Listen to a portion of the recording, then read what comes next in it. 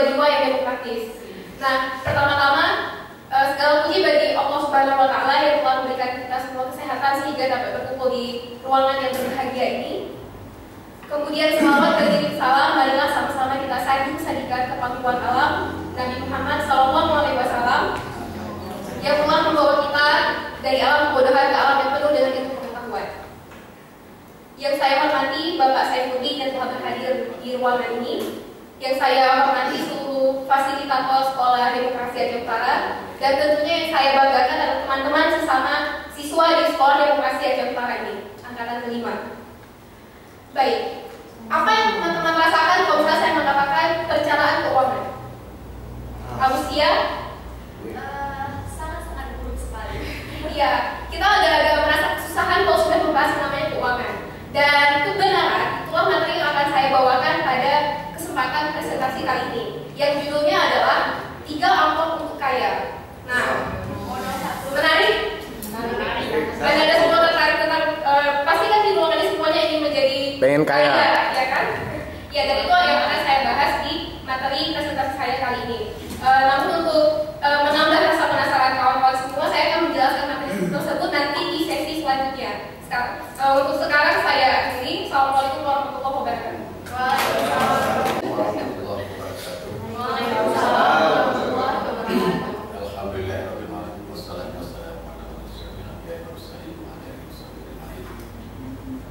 Puji syukur, mari sama-sama kita panjatkan kepada Allah Subhanahu wa Ta'ala karena pada pagi hari ini Allah Subhanahu wa Ta'ala telah memberikan kita kesempatan sehingga kita dapat berhadir di tempat yang mulia ini, di Sekolah Demokrasi yang kita cintai ini. Permohonan saya kepada Bapak Panitia dan Bapak Moderator, Bapak Saifuddin Mandesan.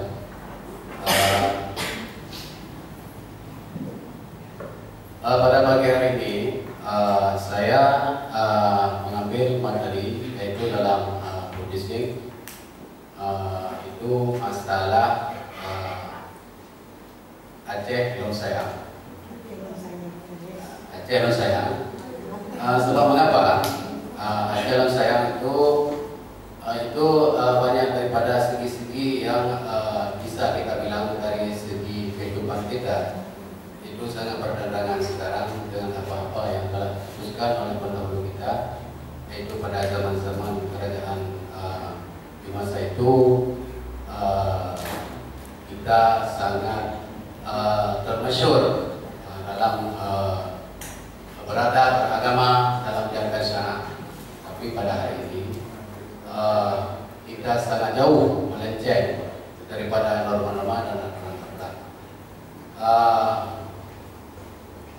Kemudian saya tidak banyak untuk memberikan ini sebagai mukadimah karena nanti ada waktu lagi yang akan dapat saya berikan materi-materi apa yang saya sampaikan.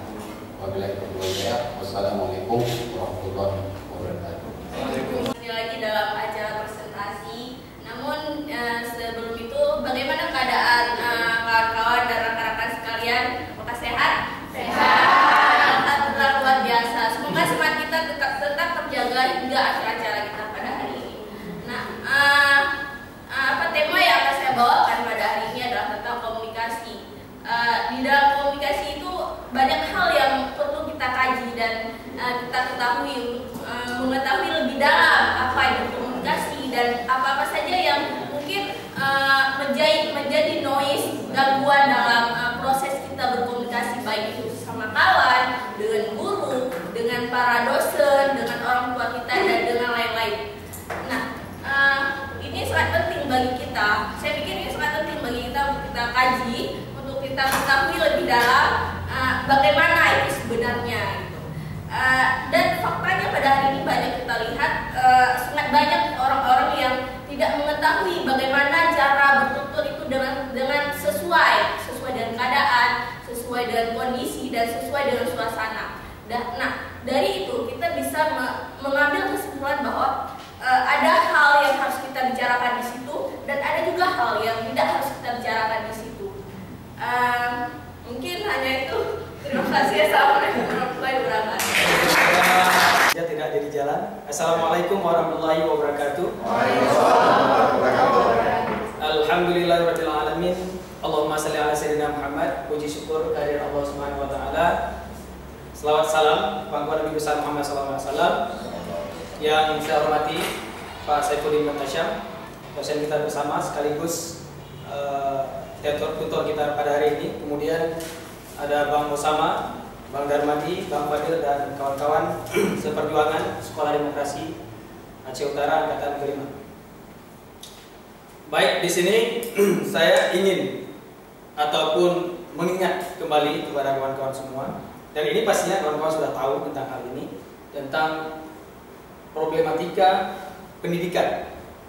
Kita tidak membicarakan secara luas di Indonesia, tapi kita membicarakan tentang Aceh. Ini banyak, kita banyak yang melihat, kita juga sudah melihat dan sedang melihat, kemungkinan kita akan melihatnya lagi.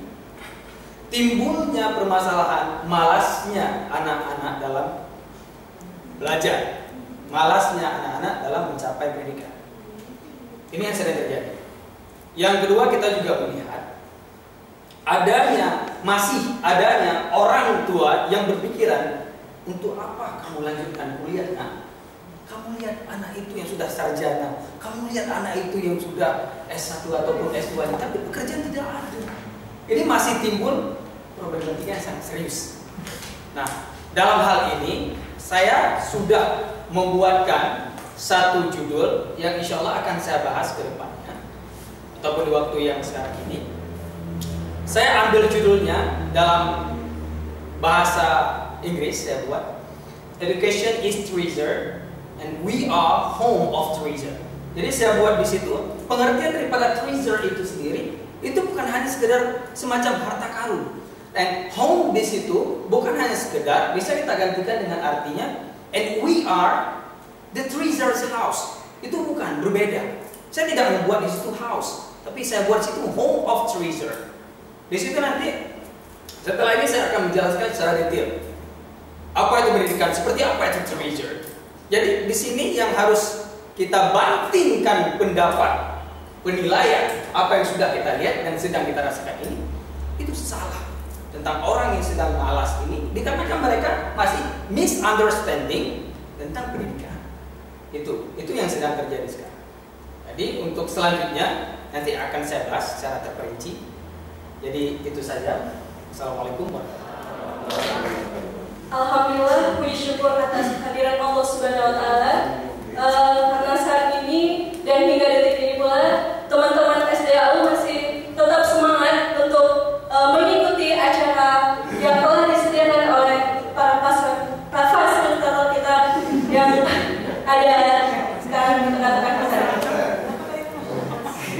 Selamat beriring salam ke Allah, bersama-sama kita sanjung menjadikan kemampuan Nabi besar Muhammad SAW, yang mana oleh beliau telah membawa kita dari alam kebodohan ke alam yang penuh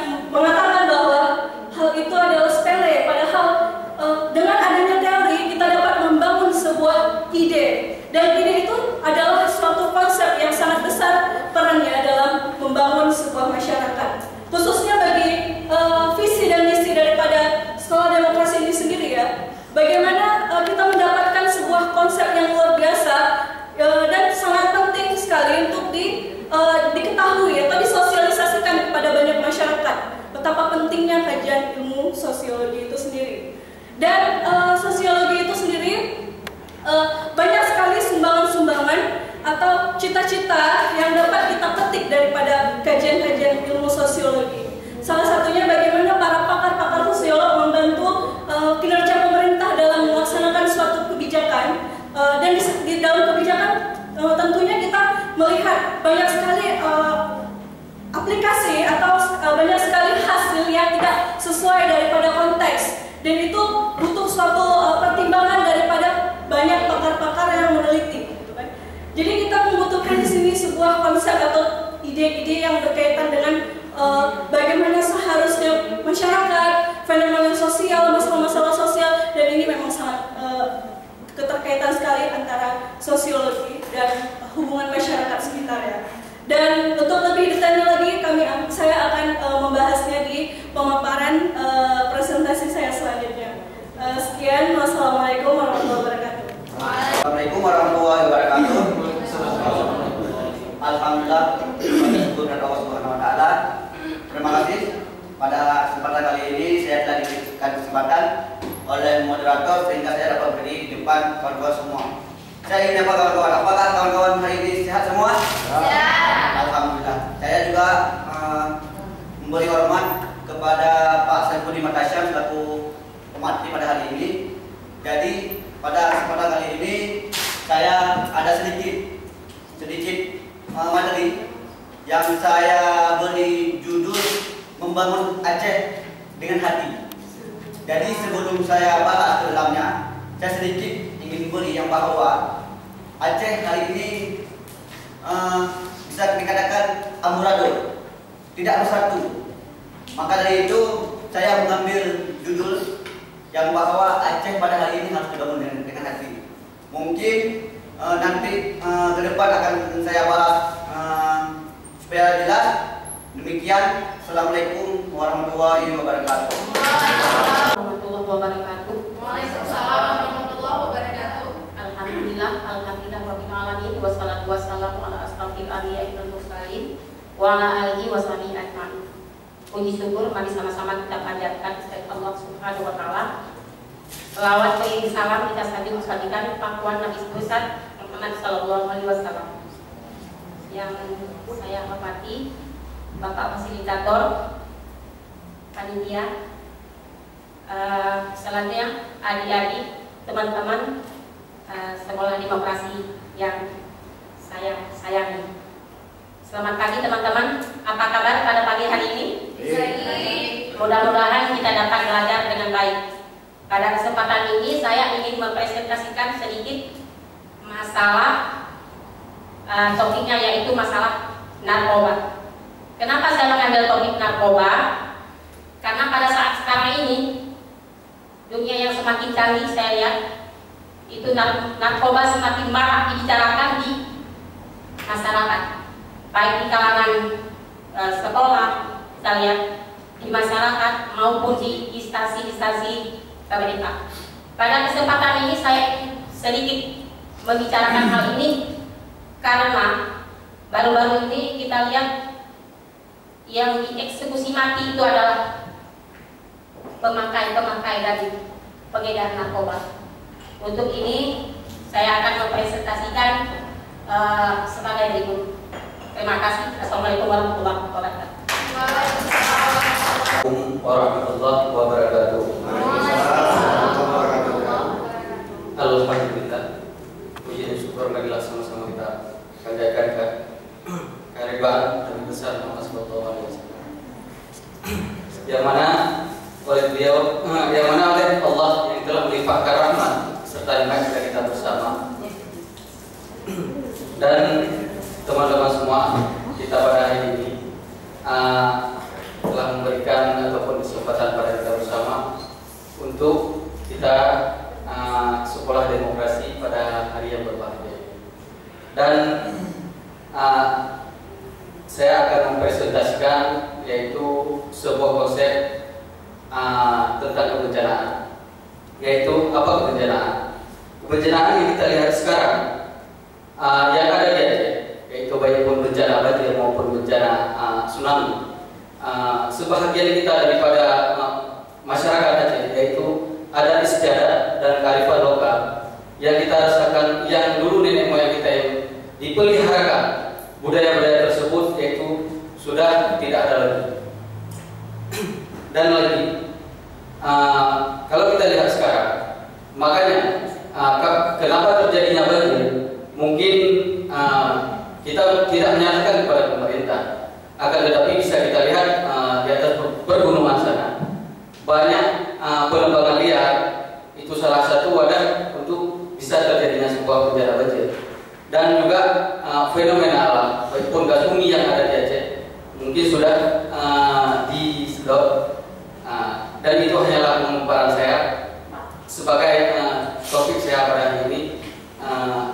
Assalamualaikum warahmatullahi wabarakatuh. Waalaikumsalam warahmatullahi wabarakatuh.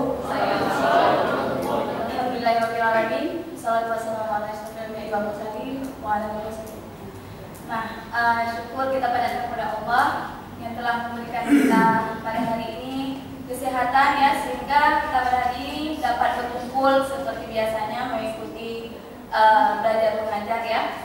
Nah, pada hari ini saya akan mempresentasikan hasil slide yang saya buat, yaitu tentang 7 macam berbicara hebat. Nah, di sini kita harus ketahui ya bahwa kita juga harus mengerti apa saja sih cara kita supaya kita berbicara hebat. Nah, yang pertama itu kita harus jadi diri sendiri.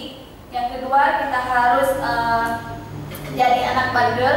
Yang ketiga itu kita juga harus menguasai materi yang telah kita sampaikan. Hanya itu dari saya. Assalamualaikum warahmatullahi wabarakatuh. Assalamualaikum warahmatullahi wabarakatuh. Waalaikumsalam warahmatullahi wabarakatuh. Apa kabar semuanya? Baik. Ini yang perempuan saya lihat cerah-cerah sekali. Nah, ini dandan dia. Ya, bapak-bapak senang lihat. Ini yang bapak-bapak ya. Ini yang keren ya bapak. Paling maju saya lihat. Oke, alhamdulillah alamin. Wassalatu wassalamu ala Rasulillah. Segala puji bagi Allah, selawat dan salam kepada baginda Rasulullah yang telah membawa kita dari alam jadian ke alam Islamia. Baiklah, kawan-kawan sekalian, saya berdiri di sini sebagai fasilitator yang akan menjelaskan tentang tema fokus yang akan saya jelaskan pada siang yang berbahagia ini. Jadi adapun tema yang akan saya paparkan hari ini itu berkenaan dengan fasilitator skill. Ada yang pernah membaca atau mendengar tentang fasilitator? Yang pernah dengan fasilitator? Ada dari bapak-bapak? Ini bapak akan senyum. Pernah mendengar apa itu fasilitator? Dari ibu? Ini fasilitator. Ya tahu. Nanti insya Allah akan kita bahas ke depan. Jadi kita akan membahas lebih detail apa itu sebenarnya fasilitator skill.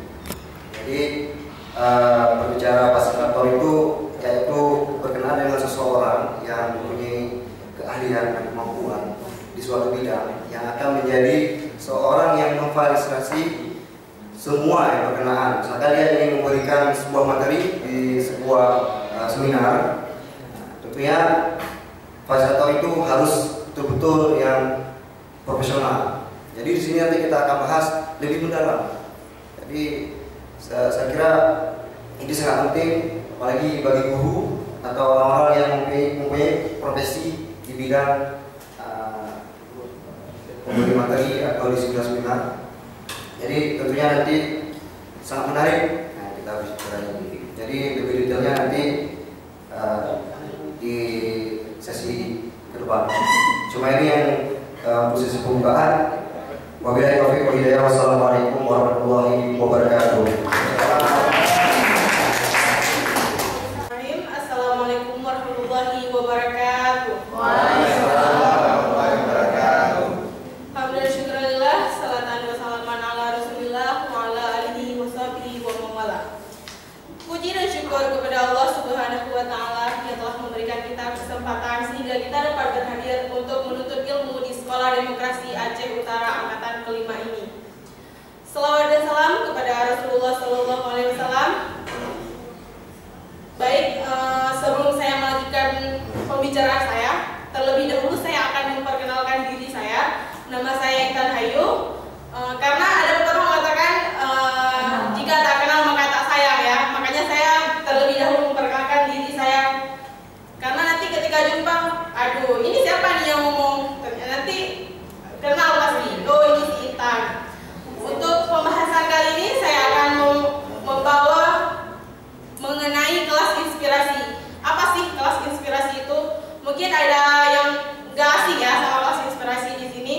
Kelas inspirasi adalah berbagi inspirasi lewat profesi, di mana kita mengundang para inspirator yang mempunyai profesi, relawan yang memiliki profesi, baik itu dokter, guru, polisi, segala macam. Kita hadirkan kepada SD-SD untuk memberikan informasi mengenai dunia pekerjaannya. Nah, karena kita ketahui bahwa banyak anak-anak itu yang mengatakan, apa sih cita-cita kalian?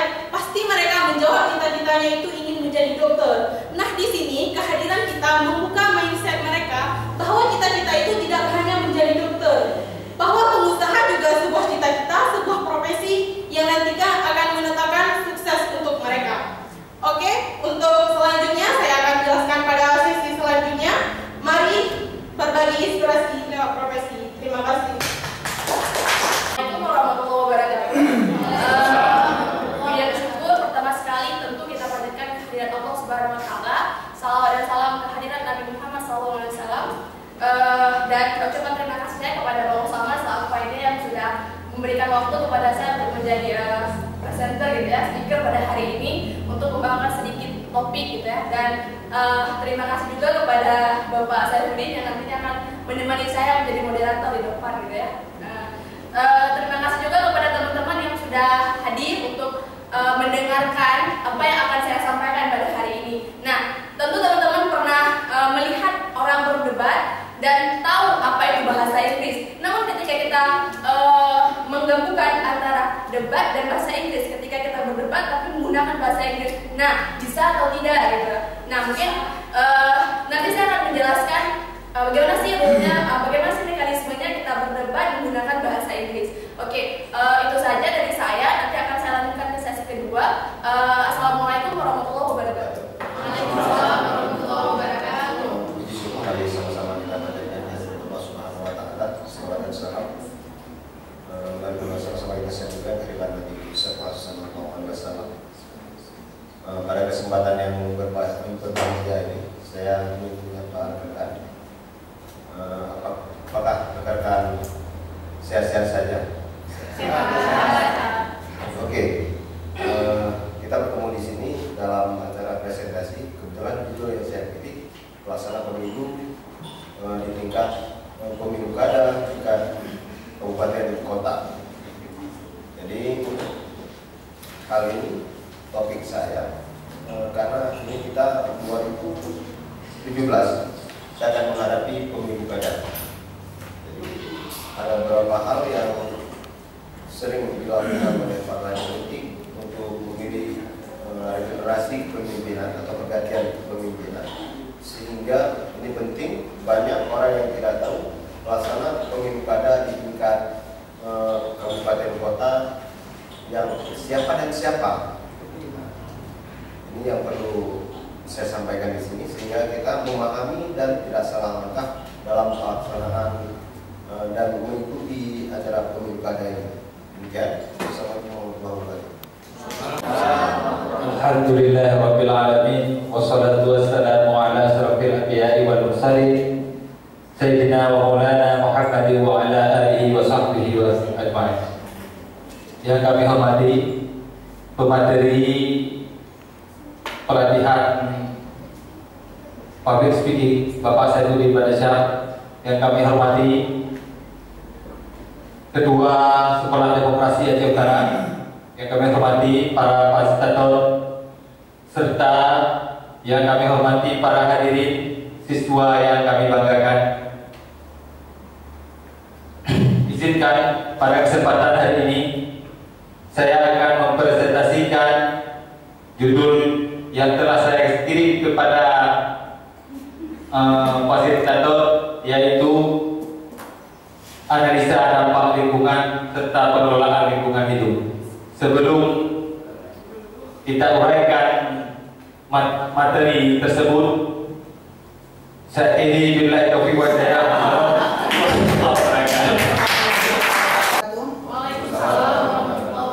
Syukur alhamdulillah sama-sama kita sambungkan kehadiran Allah Subhanahu wa taala, karena dengan izinnya lah kita masih bisa berkumpul di ruangan yang sangat sederhana ini, yaitu untuk mengikuti pelajaran demokrasi demi kita bersama.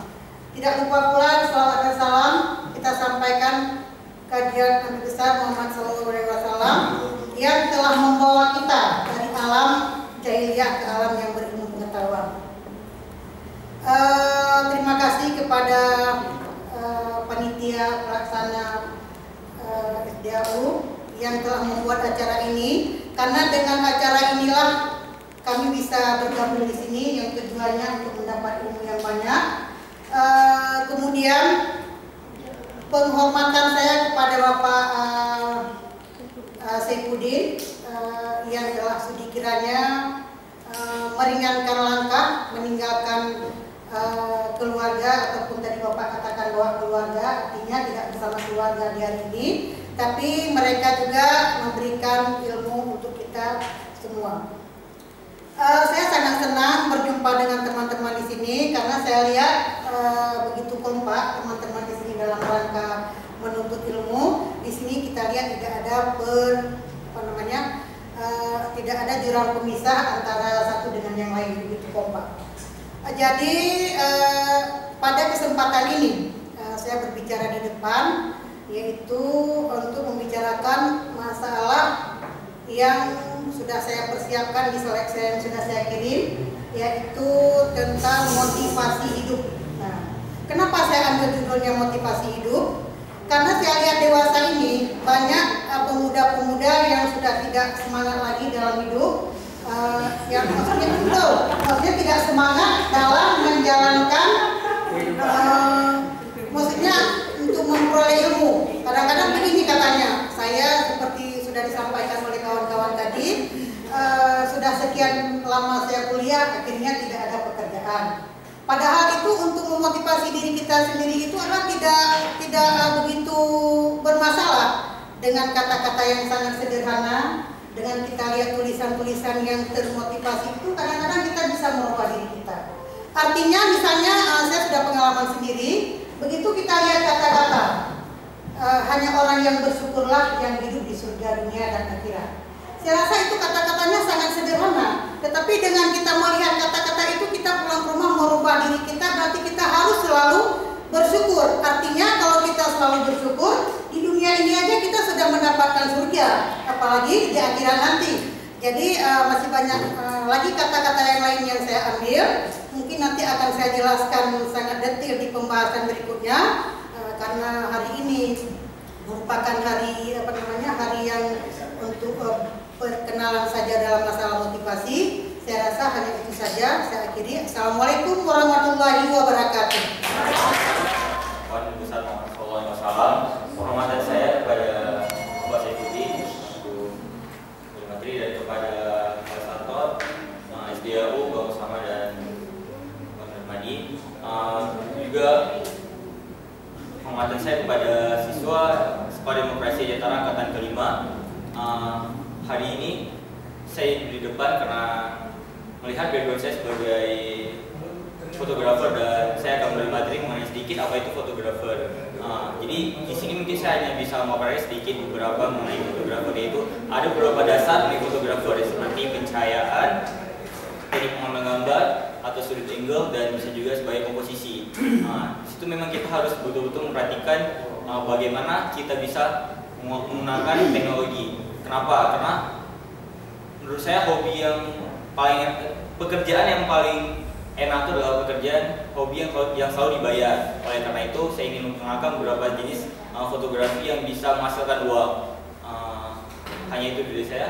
Assalamualaikum warahmatullahi wabarakatuh. Apa kabar semua? Salam sejahtera bagi kita semua juga. Baiklah, alhamdulillah kita panjatkan puji syukur dari Allah Subhanahu Wa Taala yang mana pada hari ini kita masih bisa menatap satu persatu teman-teman kita yang ada di sekolah Demokrasi Aceh Utara yang tentunya. Salawat bagi salam, tak lupa juga kita sanjungan kehadiran besar Muhammad Sallallahu Alaihi Wasallam kepada keluarga beliau serta pengikut-pengikut beliau. Yang saya hormati Bapak Saifuddin, saya hormati juga fasilitator Sekolah Demokrasi Aceh Utara, fasilitator Sekolah Demokrasi Aceh Utara. Banyak dalam nggak lupa kalau nggak sana.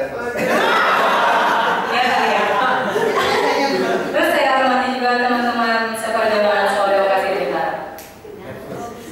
Baiklah, di sini saya berdiri di depan Anda semua. Saya akan mengangkat tema tentang Wali Nangro. Kita tahu bahwasanya Aceh mempunyai Wali Nangro, yaitu Wali Nangro. Mengingat Aceh begitu istimewa, hanya Aceh yang memiliki Wali Nangro. Tetapi kalau kita tarik ke belakang, masalah sejarah fisiknya Aceh tidak ada. Berbeda dengan Yogyakarta yang punya candi Borobudur dan segala halnya. Maka ciptakanlah Wali Nangro tersebut.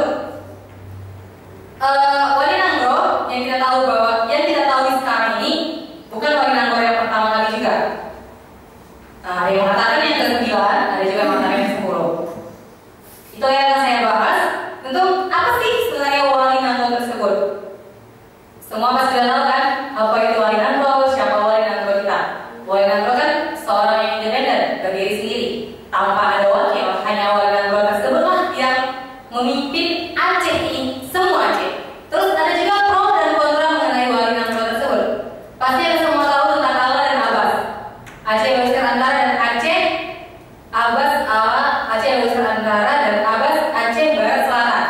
Yang Allah termasuk kota Darussalam, kota saya sendiri, yang dimana dikatakan bahwasanya menjadi seorang Wali Nangro haruslah orang yang pasti berbahasa Aceh.